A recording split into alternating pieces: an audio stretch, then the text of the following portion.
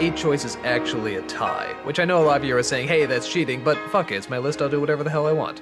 It's my favorite duo in the whole wide world, Miles and Jack, from Sideways.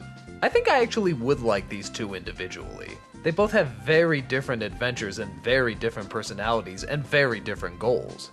But putting them together, they offset each other and complement each other so well that it's pretty difficult not to enjoy them, hate them, feel sorry for them, want to smack them, but in other ways actually respect them all at the same time. Miles is taking Jack on a tour of wine country as his best man gift. But Jack swears a different vow. He's gonna get Miles laid as he's just been too damn depressed ever since his divorce. They come across two women which they both have the hots for and really like their personalities, and decide these are the perfect additions to their trip. Well, okay, not both of them. Jack is the only one that sees the opportunity, but he's very good at convincing Miles that there is something great to be had here. Both of them get more than they bargained for, both good and bad. Jack decides he may actually like his girlfriend, played by Sandra Oh, more than his actual fiancée. And Miles sees a romantic relationship looming as well, but is too insecure and constantly strikes out. Both of them can be considered incredibly despicable for this.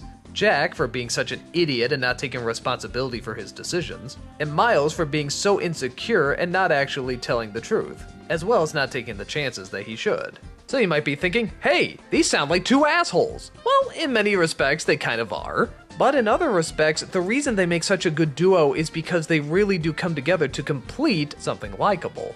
Miles would never open up if Jack wasn't there to push him, and Jack would keep making dumb decision after dumb decision if Miles wasn't there to talk some sense into him. So they keep continuing to try to keep the other in balance. I think I like these two as a duo because it actually does show the importance of human interaction. Yeah, I know that sounds kind of obvious, but as much as we like to say, oh, I like this character as an individual or this character as an individual, here's a team that really do need each other. Their constant conversations and bickering really do balance the other out. Sometimes one needs a push, sometimes one needs to be pulled back. Sometimes one needs to get the other out of trouble, sometimes one needs to get the other into trouble.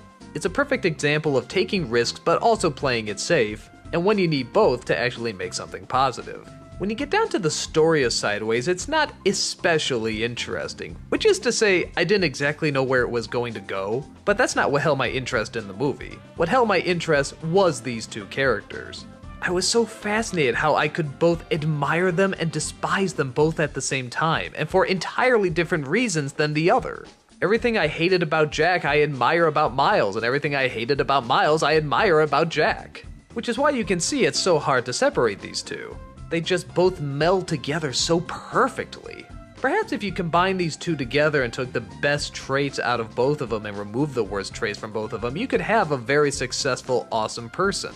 But that's no fun. We want a little bit more reality. We want a little bit more meat to it. We want to see why it's good to disagree with others and to take chances and to play it safe and the benefits of all the opportunities out there. That's why I put these two both in the number 8 spot. They can be funny, serious, admirable, pathetic, charming, awkward, but always entertaining.